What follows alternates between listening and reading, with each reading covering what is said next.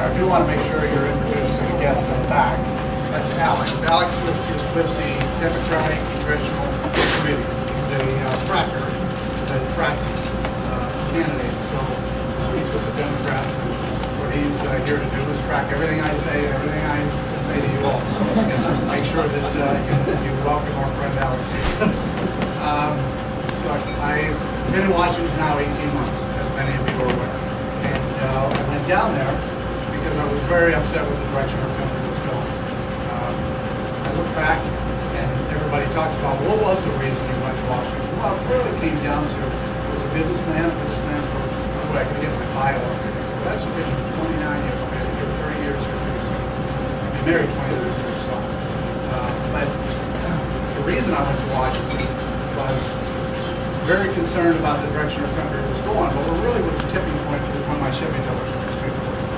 I've said this many times. If anybody can imagine getting a letter from General Motors, who was owned by the federal government at that time, and said that you are no longer going to be a participant in the General Motors family going forward. That was on May 1st of 2009. Quite frankly, right after that, I decided that I was not going to let this continue. I was not going to be a part of watching government continue down a path, getting so involved in our lives and so involved in our day-to-day business that I was going to make a difference. Many of you remember when I ran for mayor, that was the reason I did that too. I was concerned about the direction our city was going on the financial side of things, so I ran for mayor because of that. But that was really the reason. So I got down to Washington and I tell everybody there's three things I found in Washington.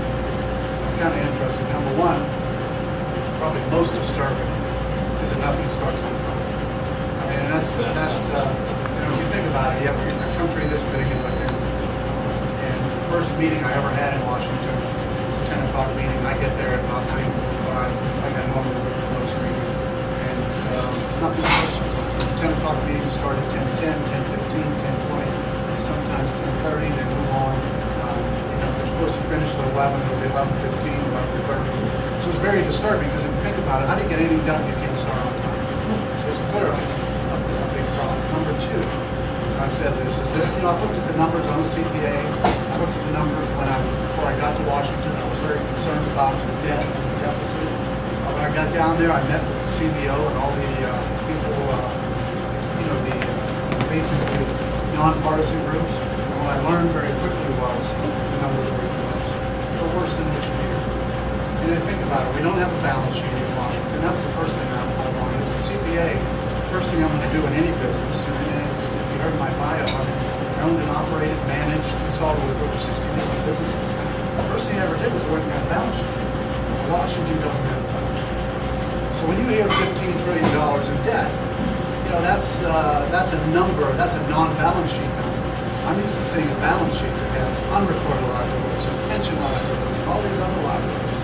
So who knows what the number could be if you don't have the information in front. The other thing, one of the things I thought I would do was the first couple weeks in Washington, because I thought I would, as I did in all other businesses, I said, well, let's pick an expense area. So my expense area was travel. I said, let's take a look at travel. Let's see what's going on with travel. My staff has been working on that for 18 months, and I still don't have those numbers. You know what the reason is? It's because the government is set up in such a way that many would think it should be pretty simple. Any other business, you can push a button, run some computer systems, and know exactly what your travel expense is. You can't do it in Washington. Very difficult. So, in some ways, you wonder why. But that's number two. That's the second thing. The third issue that I said, which I found was very clear. People laugh and say, well, you're in politics. No, it's very, very different. I'm used to getting things done on a bipartisan manner. We did a lot in Wadsworth in a bipartisan fashion. And once I became mayor, it was pretty easy. We sat down with both sides of the aisle and said, let's make sure that whatever we do based on what's best for the city of Wadsworth and Washington doesn't happen. And both sides can be blamed in a lot of ways. You can go back to history. I always try and say, forget the past, let's move forward. We really should have the ability to work together. And politically, that just doesn't happen. And I had a great thing happen to me after my first couple months in Washington, because I'm a firm believer that we got to be able to work together to get things done. But sometime in about April of 2011, after I was serving for a couple months, I had a member from the other side come over and say, you know what, it's pretty interesting because you don't throw stones at the other side, you don't throw hand grenades at the other side, you seem like you want to get something accomplished, you seem like you want to get something done. It's great to have you here, maybe we can work together. And I said, well, that's great. I said, let's go out and have breakfast. And so he and I had breakfast a couple of days later. That first breakfast meeting between one Democrat and Republican is now turned into a meeting that we have about every 3 to 4 weeks. 16 of us now, 8 Republicans, 8 Democrats. We meet on a regular basis. We have about 5 pieces of legislation that are out there now. And one of them I'm very proud is the Employee Act, which actually got some traction in the budget. One of the bills that will pass, the payroll tax extension. One of the pieces inside that legislation was put in the payroll tax extension. So I'm very proud to say that Republicans and Democrats can work together and get some things accomplished. And I'm happy to say that I'm at least probably the biggest done right now. The most frustrating thing for me, I told you, was I lost my ability. The next most frustrating thing was, because this group was growing and doing well, was when a couple of the members from the other side came over to me and said, look, you're running against one of our colleagues, and we've been kind of told that we need to back down, slow the process down. And that was the next disturbing thing that ever happened in my career in Washington, because I thought, you know what, we're going in the right direction. It just shows you how much politics gets involved in what's going on. So, last 18 months, what have we done? A lot of people ask the question, so what have you been able to accomplish? Well, we passed a lot of bills, we passed 2 budgets. A lot of people don't realize that. Those budgets have gone over to the Senate. The Senate hasn't passed the budget in over 3 years. Remember, if you go back to your government classes, the way Washington works, the House passes something, it goes over to the Senate either passes it, they either change it and send it back, or they send something different back. Well, what's been happening in Washington for the last 18 months is we send something over to the Senate, and it just sits there. We have close to 35 jobs bills that are sitting over there. They haven't touched them, they haven't voted on it. We have 2 budgets that we passed, they haven't passed. I mean, think about it. How does a government move forward without a budget? We have a budget. And we've been able to look at that budget and say, this is how we can change the direction of our country. And that's what we have to do. We have to be able to follow a budget. When the Senate doesn't pass a budget, nothing happens. Now, the interesting thing is the President has come out with a budget. I don't know if you realize, last year, the Senate passed the budget. Last year, the President pushed out a budget, my first year in 2011, and it went before the Senate. Does anybody know how many votes the President's budget got? 0. This year, the President put out a budget, and the Senate did not take it up. The House took it up. How many votes? Does anybody know how many votes the House gave the President's budget? That's pretty close to 0. I don't have the exact number. I don't remember the vote, but it just shows you the President has put out a budget. Give him credit for it. I don't agree with it. It has a lot more spending and a lot more tax increases in it, but they still put out a budget. The Senate hasn't put out a budget. So when you talk about, okay, so why is it government? Because I hear that all the time. Government's, in conflict. They're not getting, they can't get anything accomplished. Well, if you think about it, where's the problem? It's the Senate. You don't have the Senate. Now, I do believe that in leadership, sometimes you have to step up and make things happen. And that's what we have a president of the United States who's probably a great man, a great father, great husband, all that. I've met him a couple times. But he's clearly not a good leader. Because what he should be doing is coming in front of Congress and saying, Senate, we need to get some things done, we need to move forward, we need to get our government moving in the right direction. He hasn't done that. I look back over the last couple of years, whenever I took over businesses, whenever I became the mayor of Wadsworth, one of the first things I did was went out and talked to many of the different departments. I got to know what they were doing, you got to understand them better. You would think the president would do that. The president hasn't come over to the house one time to talk to anybody. Now, it's interesting because I asked that question. I said, you know, as a business guy, you would anticipate the president to come over and get to know his friends and his enemies. You got to get to know everybody. And quite frankly, he hasn't done that. I said, has any president done things like that? George W. Bush, Clinton did it. So it's not something that's unusual. This president has often done to do that. And I think that's one of the problems with the leadership that we have. We can disagree, but we have to all agree. Our problems aren't Republican problems. Our problems aren't Democrat problems. Our problems are American problems. We need to make sure we move forward with American solutions. So those are some of the frustrations. But when I tell you some of these things we've passed, when it comes to energy, the House has passed a number of energy bills. We believe in an all-of-the-above energy program. We believe in,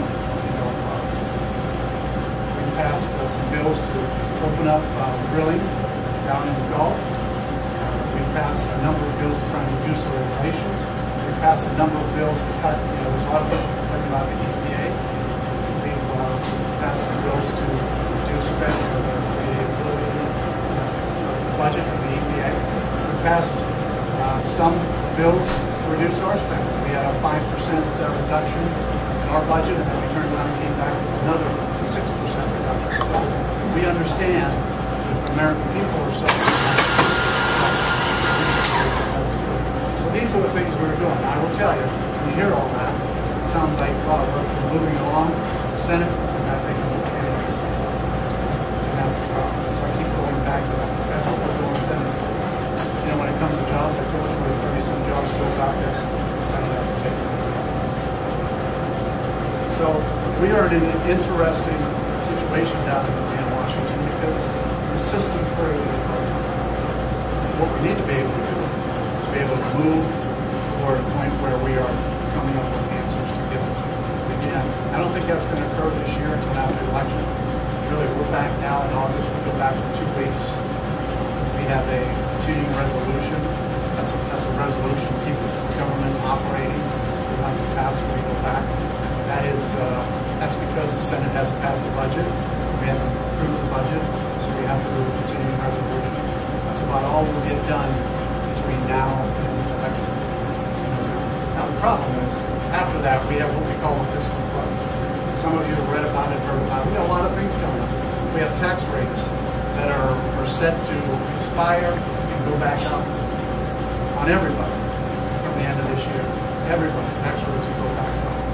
We have a number of things. We'll have a debt ceiling vote we'll have to take here. And we have a couple of programs that are expiring. We're going to have to get a farm bill passed. We're going to have to do an extension, transportation bill, all these things we're going to have to work very hard on. That's why we're calling it the fiscal budget, because we're going to have from November 5th until December 31st to take care of all those things. Think about it. Where in your life, whether it's a family decision, a business decision, would you wait until the last minute to make a decision? Only in Washington. Only in Washington. So it is clearly broken. And it's a system that it's still one of the greatest systems in the world, but it just needs to be worked. We need to change some of the systems. Now, what are some of the things that we're up against in the future? Well, there's no doubt we're spending too much money, and our debt is growing so rapidly. And it's pretty easy. If you ever came to one of my town halls, you would find out that the revenue numbers have been growing at a reasonable pace. The expense numbers are shooting up. So what's the first thing you got to do? You got to look at your expense numbers and figure out how we can bring expenses down. The biggest problem with the expense budget is that almost 70% of it, give or take 5% here and there, is made up of Medicare, Medicaid, Social Security, our war, our budget for defense, and then we have non-discretionary spending. So we're bringing in close to $2 trillion a year in revenues. By the way, and then we're spending $1.5 trillion more. So this year, you might have seen already that it's anticipated that there will be $1 trillion added to the deficit. And until we have leadership in Washington who can make decisions on which direction we take, we're going to have those problems. How can we fix it? Well, you heard that Congressman Ryan was active as president on the GOP side. One good thing about Congressman Ryan is he's definitely he's been in Congress for 14 years. He understands the government. He really understands how we can change economics and change the direction of our economy and get it moving again. He also understands the budget. No one probably understands the budget. And he's come up with bipartisan solutions to get some things done. Now you're going to hear from the other side as we proceed over the next 84 days that Congressman Ryan's budget eliminates Medicaid, Medicare forever, destroys Medicare, changes it forever. You're going to hear all those stories. I just heard it this morning. I was at a press conference. And the interesting thing, you know what changed Medicare forever already? The president. The health care plan changed Medicare forever because the health care plan cuts $500 billion. Now they'll call it out of increases, they'll call it out of Medicare Advantage. It's still cut. Anytime you argue, it's still cut. $500 billion out of Medicare over the next few years. It also sets up probably one of the most scariest things. It sets up a 15-member board that will make the decision for the future. It will make the decision, healthcare decisions on what's reimbursed, what's the reimbursement amount, what type of healthcare. It's a 15-member, unelected board. And it's called an IPAP board. And that's the other thing that's starting to change forever. So when you talk about Medicare being changed forever, it's already been changed forever. Sorry. Right, but it has been changed. Now, what Ryan's and the House budget plan says is that we need to fix Medicare and Social Security so it's around for the future. We need to make sure it's around for future generations. But if we continue down the path we're going right now, Medicare's gone anyway. And 2000, I think there's one study that says 2024 is installed. 2024. We can't continue and do nothing. So every time I hear my opponent or the other side say, well, they want to do something to hurt Medicare, well, if we don't do anything, Medicare is going to have its problems. So we have to do something to save it for our future generations. We have to do something for Social Security to make sure it's solvent for future generations. We have to be able to look at the system and make sure that it works right. Now, take Medicare, for example. We have a system that was developed 40 plus years ago. You know, it was basically on people dying at age 65. And today, lifespans are a lot greater. So it's a system to figure out. We need to take a look at that system and figure out a way to make it work for the future. The current budget and Ryan's healthcare, Ryan's plan, and the current House plan, which we all approved and passed, it basically says that anybody 55 and older, nothing changes. 55 and older, nothing changes.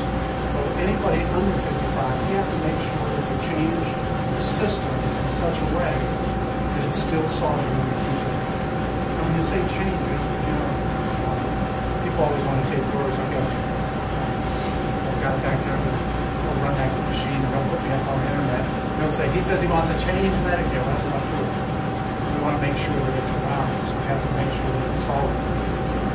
We have to make sure that we put a program in place that works for the future. And one of those ways is means testing. You know, let's face it, we'll have to look at individuals in the future, and there'll be some that are going to need it. Nobody wants to take away from the safety net. There are people that are always going to need Medicare and Social Security. We need to make sure those people are protected. We call that the safety net. And of course, there are others, there are millionaires or billionaires, as we call them, who probably don't need as much Medicare, we don't need as much Social Security. So we'll have to means test, we'll have to do some things in that area. And that's what Paul Ryan's budget does. It gives people the opportunity to take a look at, for anyone 54 and older, when they get to retirement age, the ability to understand that maybe they're only going to have so many dollars available, and they're going to have to pay some of it away because of their needs, regular needs testing. Those are the kind of things that will have to happen. Otherwise, the system in 2024 is insolvent, and we all have problems. So those are the kind of issues. Now you'll hear it. Again, it's going to be the big talking point between now and November. You know, it's the political rhetoric is always the interesting thing. You know, it was interesting. Last week they said, one of the political rhetorics, that because there was a vote that came up in the House last week, and it was the Democrats put a vote on the floor to increase taxes for anyone over $250,000 or greater. And I voted no on that, like most members of Congress. I think there were some Democrats that voted no on that. All right, and then we put a plan, we put a bill out that said we want to keep rates the same for everyone going forward. We need certainty and predictability in the marketplace. I voted for that, like many others did. Now the rhetoric that came out was Jim Macy wants to vote millionaires and billionaires on good tax rates. I still can't figure that out. Look at the votes. I mean, you heard what my vote was. Voted no on increasing taxes for anyone over $250,000. Voted yes to keep tax rates the same going forward. But the rhetoric always comes out. So this is the kind of stuff that you're going to hear over the next 85 days. It's interesting. You know, the other side will take sound bites and snippets. We'll take pieces like tonight. We'll use those snippets and take pieces and say this is what he said and that's what he said. But they weren't here for the whole hour to get the context of exactly what was said. And that's the interesting thing about Washington. Because I believe that in Washington, if we really just ran on our records, you know, you all know who I am. You know what my record is. There's going to be people that disagree with me in this room. I understand that. If you agreed with me 100% of the time, we have some serious problems. We have some serious problems. I mean, if you think about it, Ronald Reagan used to always say, if we can agree together 80% of the time, we can get a lot accomplished. Now, I always use the example. If you want to know how tough it is in Washington, if right now we made a decision, we were going to come up with some plan. We all here started working on it. I guarantee you, we'd have a tough time doing it. And how many people are there? 25 people. We'd have a hard time. We might come back tomorrow, we'd still have a hard time. We might be here next week and we'd still have a hard time. Multiply that at 25, with 435 people in this room. Think of how difficult it is. And that's really what Washington's all about. That doesn't mean that things can't get done. You need 217 votes to get things done. It's been a very interesting experience for me. But if you think of it from that standpoint, you need 217 votes. We probably couldn't get 25 in this room to agree on. How do you get 217? You got to work, you got to come up, you got to talk, you got to have solutions, you got to be willing to compromise, you got to be willing to bring things to the table, you got to be willing to work together. It's the one thing that's broken wrong.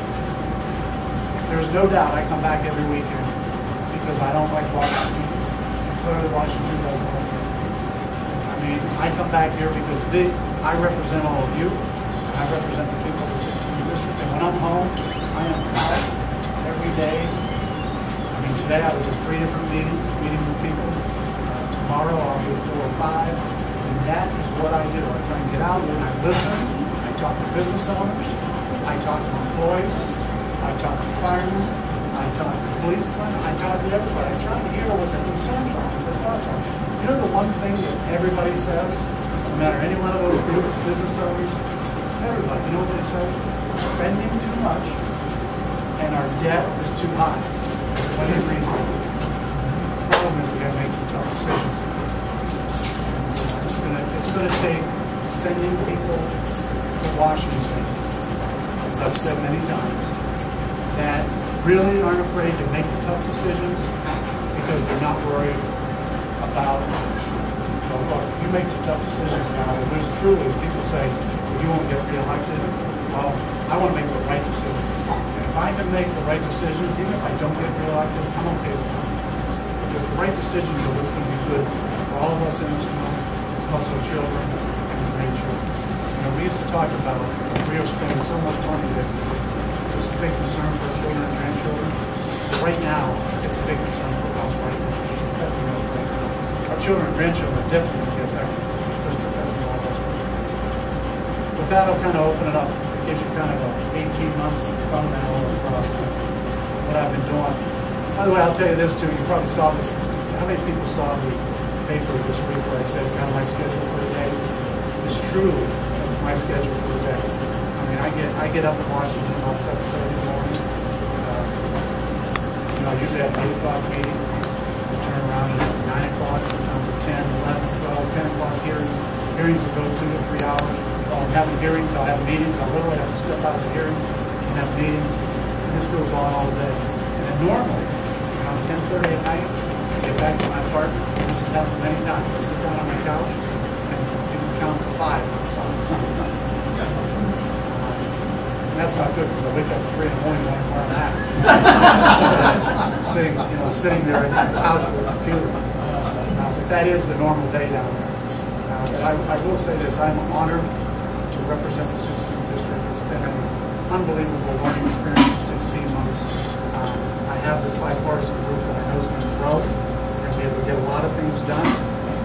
And it'll be interesting. One thing before I do open up, many of you wonder about re-election in the districts. I know a lot of people, I may be answering some of the questions in advance, but my district did change. It used to be all of Stark, it used to be all of Wayne, it used to be the majority of Medina County, the majority of Ashland County. Today, let's just say January 1, I have the northwest quadrant of Stark County only. I have all of Wayne County. I have a little bit of Portage County, anything on the east side of Akron. I have all of southern Summit County. I have all the cities in Medina County, but everything out west of Medina County I don't have.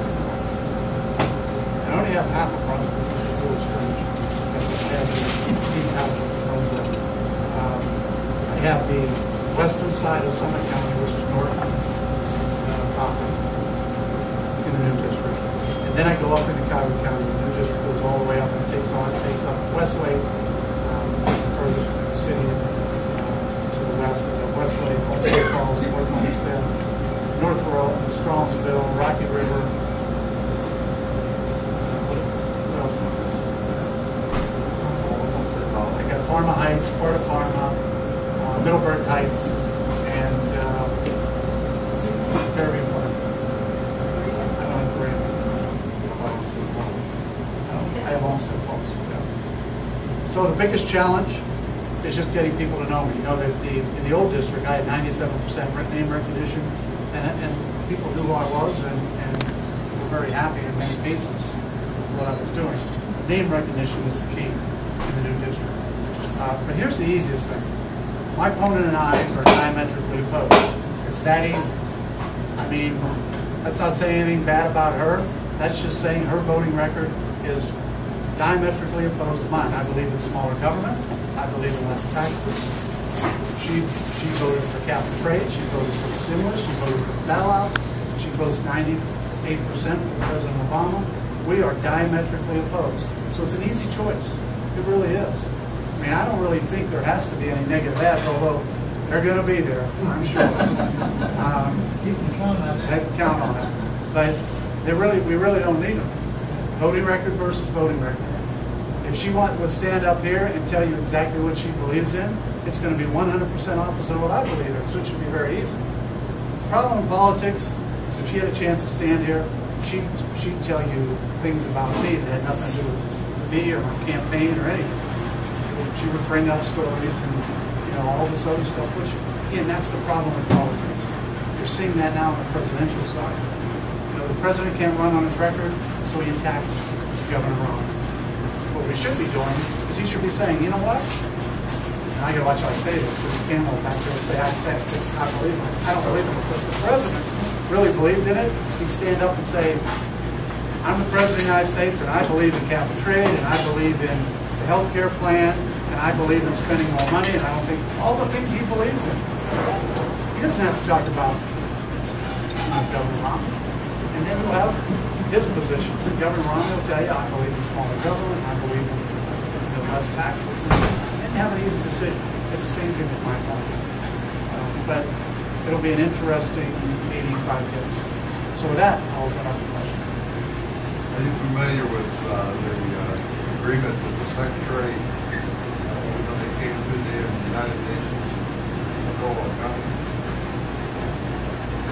I'm not, I mean, I've been gone all day today, so I'm not going to. I understand you didn't. I'm always so proud of that.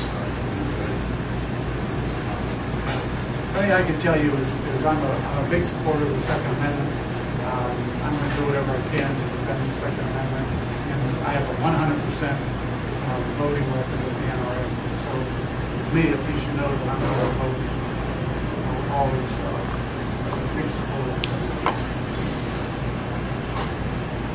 Your opponent, how much of the new district was in her district last time? I know yours changed dramatically.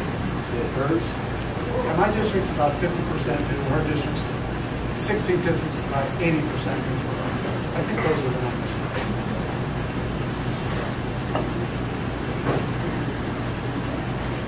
Jim, every Sunday, Caroline's about did some things spread out on expenses.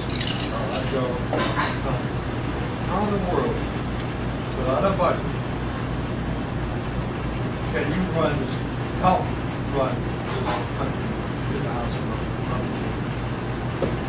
Well, you can. It's one of the problems. Exactly right. We need to have a budget. I know you do. And the House has a budget, and that's why we pass it. You have to make tough decisions. The other side might not like it. You know, my opponent might come here and say, well, I don't like that budget. You know what the answer always is in my world, in the business world? If you don't like it, bring something else to the table. Bring a solution to the table. Where are their ideas? What are their ideas? Right. So if you're going to condemn the Ryan House budget that we passed, come up with your own. They could have very easily done it. And come up with something that's workable. So we have to have a budget. And the Senate clearly has to have a budget. I mean, by law, the Senate's required to put a budget out. Just don't Is there no way to, with your new bipartisan group, make that change? You think there's a open picture for both sides and for the other side?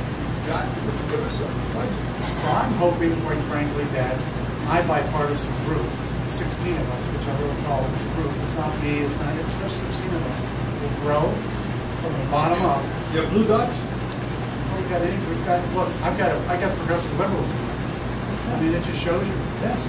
We've got some good people in there that are willing to sit down and do what's right for the country.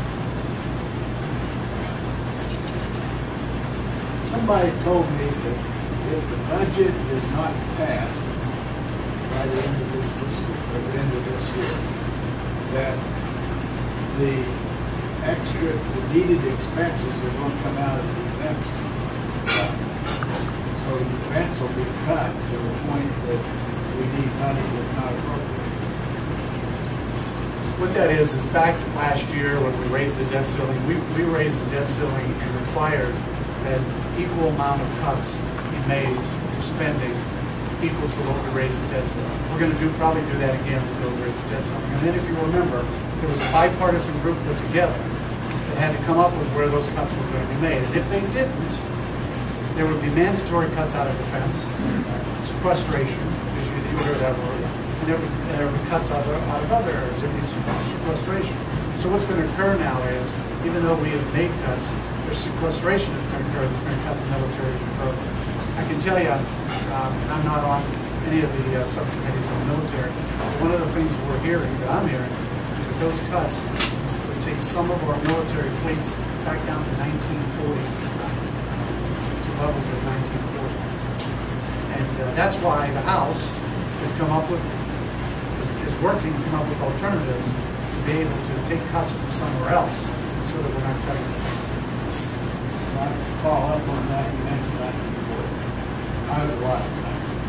I remember 1941. At that time, we had the manufacturing capability in this country out of Europe. What would happen today if we got into a war like World War II? We had no manufacturing capabilities. Is Japan or China going to build the equipment we need to fight another war? I mean, this is very disturbing to me that we've lost our manufacturing base in this country. We're so vulnerable. The National Manufacturing Association has studies out that show that the reason manufacturing has gone overseas is it's 20% cheaper to manufacture overseas, excluding payroll. That's a key. Excluding payroll, 20%. That comes from the National Manufacturing Association. 10% of that is a tax rate. If you think about it today, you can go anywhere in the country, anywhere in the world, anywhere in the world, and your corporate tax rate is 10% less than the United States. And then the cost of regulations is about 10%. So it's about 20% cheaper, excluding payroll, to manufacture outside the United States. One of the things we have to do is we have to have comprehensive tax reform. Everybody talks about it, both sides talk about it. I'm a CPA, I always tell people, give me a napkin in 2 days. I think I can come up with comprehensive tax reform. And let's face it, comprehensive tax reform is key. Now, you know, the other side always wants to talk about raise rates, raise rates, raise rates. Comprehensive tax reform is where you take across the board, look at all the loopholes, let's get rid of some of these loopholes. You know, we don't need to raise rates, let's get rid of loopholes. Let's at the same time take a look at rotting in place.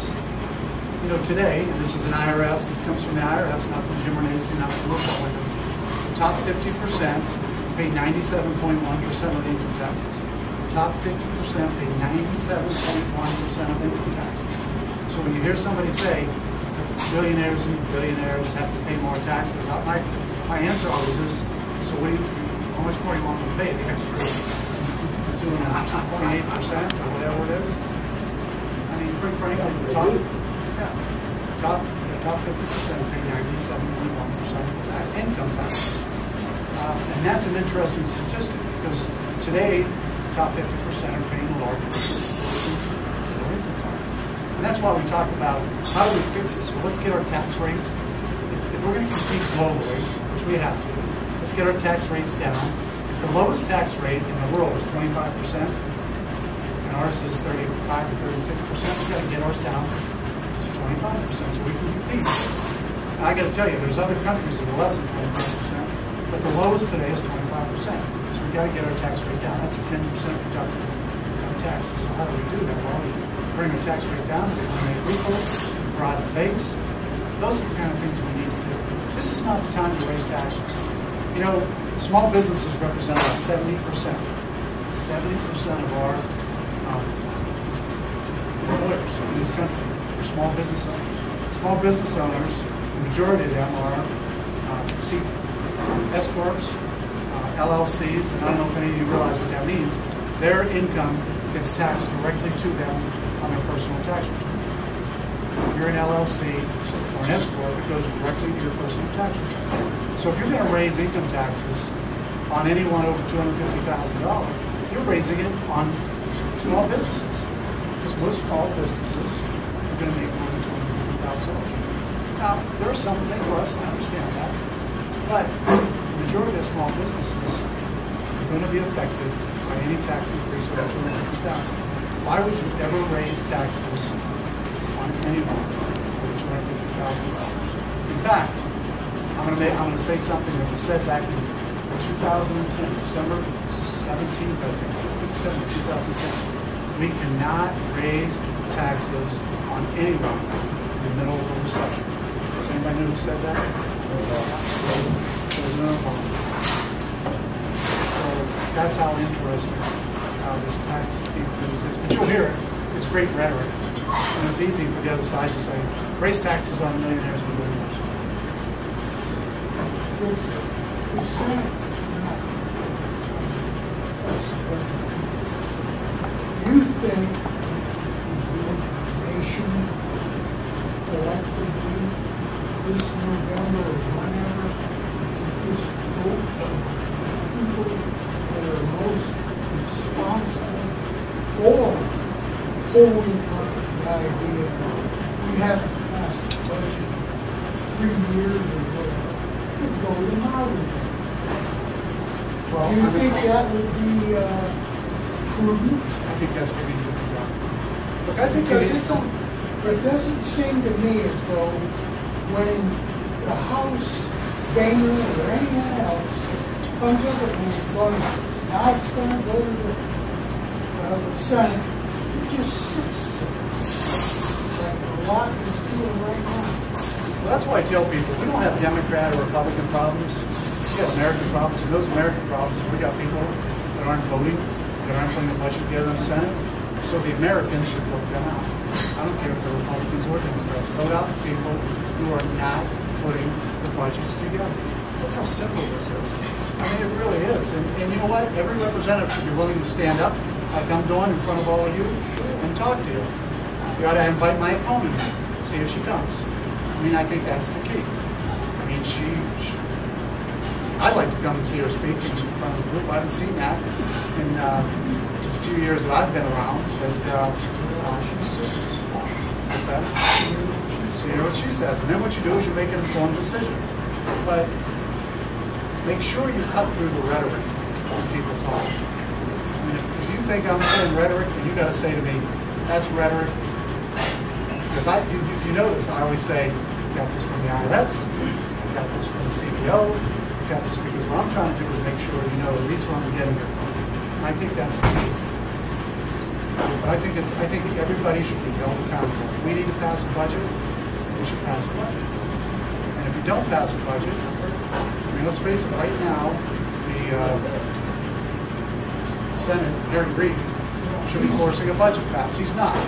So we need to put somebody in Harry Reid's position to go force a budget cut. We're never going to put anybody in Harry Reid's position unless you change the Senate for Republicans. Again, that's just, that doesn't mean Republicans haven't caused some problems either in the past. And when they cause you problems, you vote them out too. That's what makes this so easy.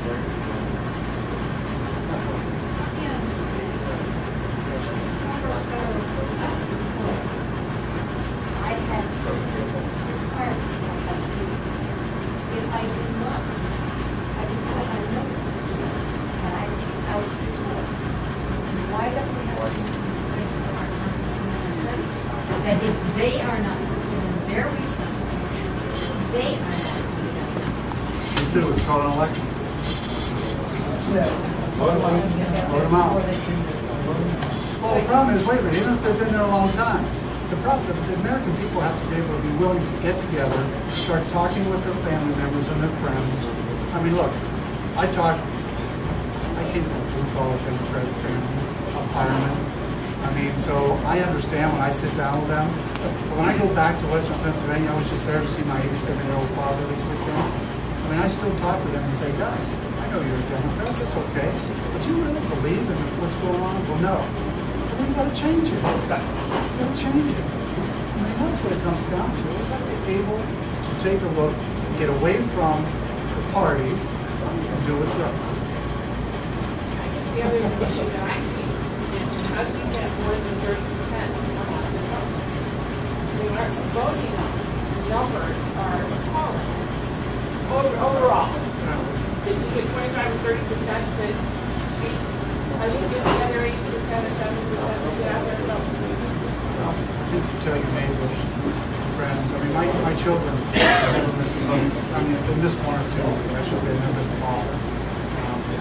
But when they were in college, we made sure they got absentee ballots. They're on those votes, and I think that's the key.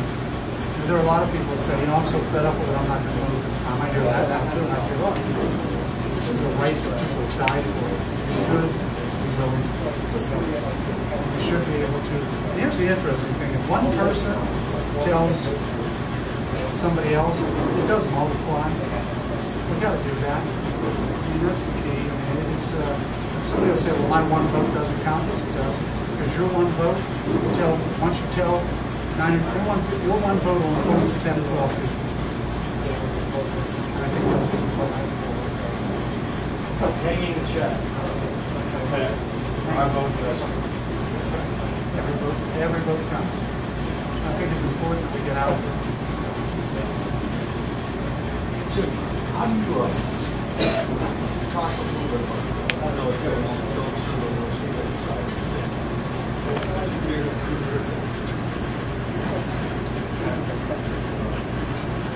we had, I don't know how many groups we had on the ground in Afghanistan when maybe it was still up. And live. I think it was live. We could have had 900,000 troops. I don't know the exact numbers in Afghanistan. We took Bin Laden out with 26 Navy SEALs. And I wonder if you've ever thought that we would have maybe less people in the uniform if we trained so well. There's nothing like it in the city. And we have the best aircraft, open skies, and the best way to survey or surveillance through this guy in this crazy van I called I'm going to get a job in Iran. And watch him very carefully. And also do the best we can with Israel. Try to keep those two countries wonderful. What's your thought on that? Well, I would tell you one thing, we really feel that one of the greatest, strongest, we have military in the world. We have also one of the most trained, ready militaries in the world. And that's why I'm in strong support of the military. All the military.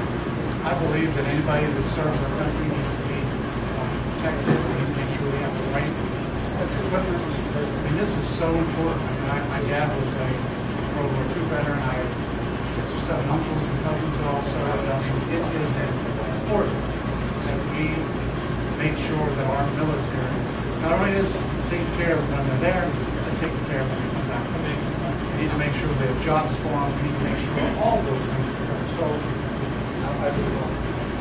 what I can tell you is that we do have that. And I think that's what's so important. We can't let that get away from us. We have to make sure that we maintain the strength in our military. I didn't mean it. Maybe with lots of too many force stops. In order to really communicate clearly what we want you to do, what we want to do, and never allow this country to fail in any military. We must have that. And so I salute all veterans. Any I wasn't so I didn't mean that. I just said maybe I don't think you know better. Well, I think we have to rely on our military leaders. We have to listen to them. You can't play political games. It's got to be you listen to the military. Is the military? Can we see areas that we can cut in the military? You know, again, I don't think we should cut anything with the troops. I don't think we should cut anything with those that are in battle. Or probably some things back here in the United States. I mean, in the business world, I can tell you that I, as a CPA, I'll never forget the day there was $3 million spent on a government contract just because they had the money and were afraid of losing it. And you know, so when I see that, in just one little instance, I wonder how many more of those are out there. Those are the kind of things. There weren't dollars really spent for the troops. There weren't dollars spent for armor. There were dollars spent so that people didn't lose a budget. That's a problem. That's why I said we need to look at everything. The other side will say, well, Republicans or Jim Macy's are interested. We're interested in everything. We need to look at military in those areas. Thank you. So it's really I understand all the 78. I'm curious about how many age you have. You are they work for the government.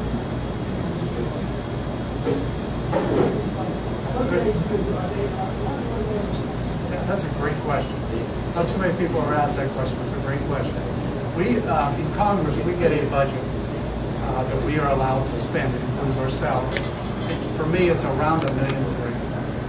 All right, and that includes salary, travel. That includes anything that we do in the office. That includes personnel. But you know what is amazing? You know how many calls we get a day? How many letters we get a day? We could get, in 1 week, we could get 1,000, 2,000, 3,000 letters from constituents wanting answers. That's what they do.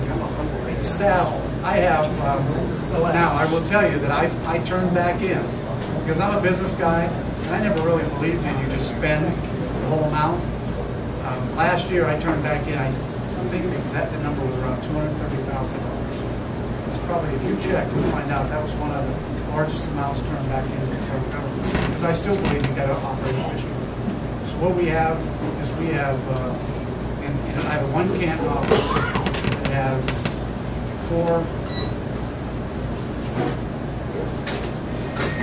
5 employees. To give you an example, of those 5 employees, one handles military and veterans benefits, one handles social security benefits, one answers the phone,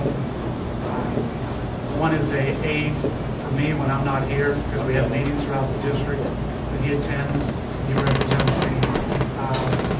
And the other handles passports and immigration issues. So that's what my staff is here. Now, when I go to Washington, I have 4 people, and I have chief of staff, press secretary. I have 4 people that handle all the bills, all the legislation.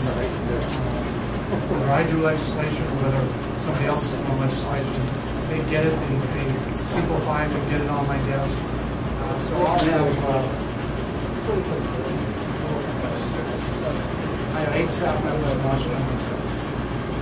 And our receptionist, and I have press secretary. So that's what we go. Believe me, they're busy. Because you got to remember that you only hear about certain bills. There are a tremendous amount of bills being submitted.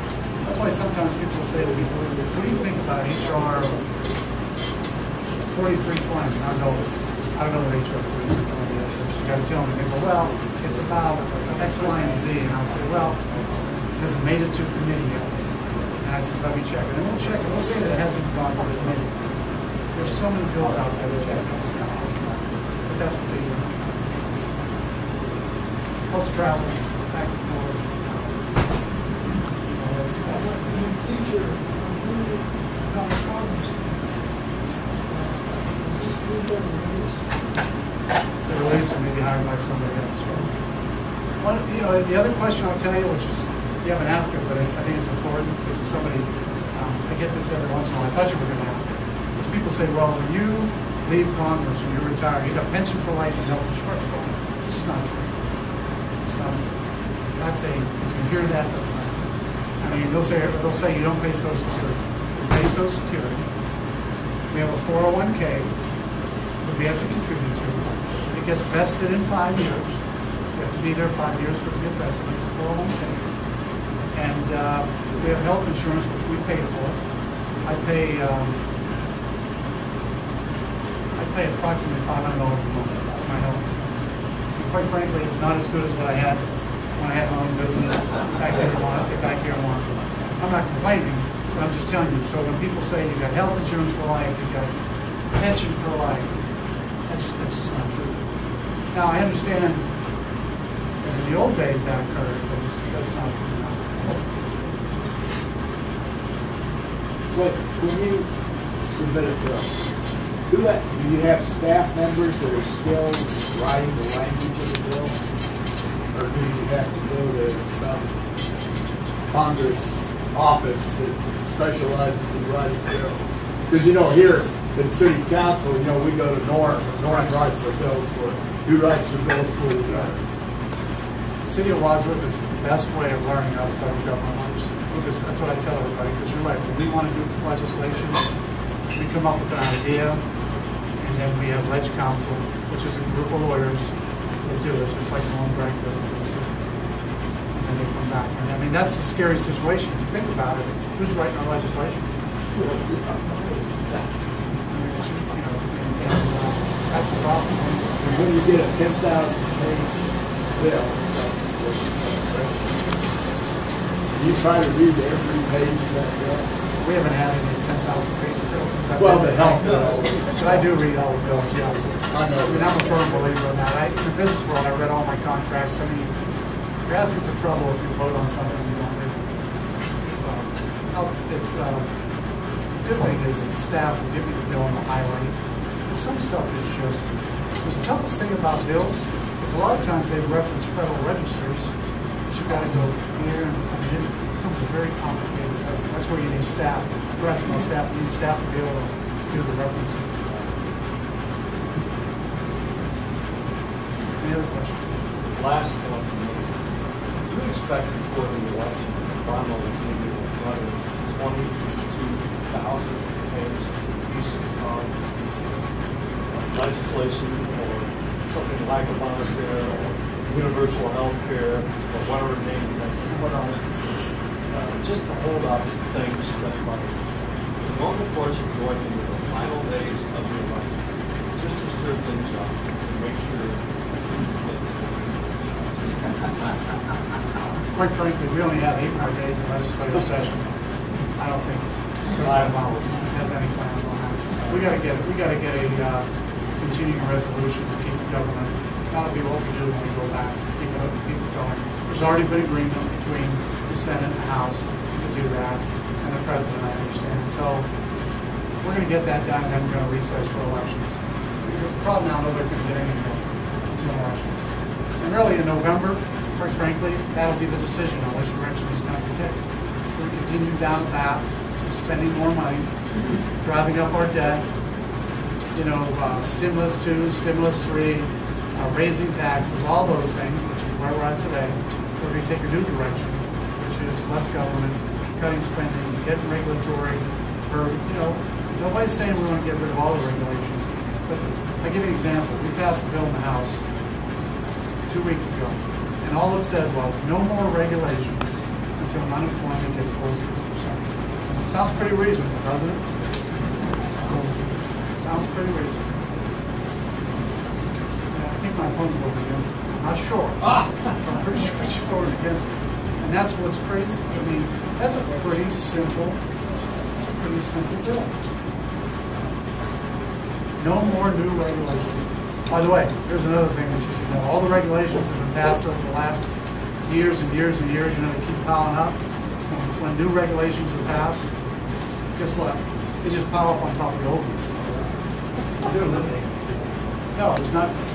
So my bipartisan group has said we have a bill out there to try and start looking at old regulations and eliminate them, but not being used and costly. Expiration. They should have sunshine laws.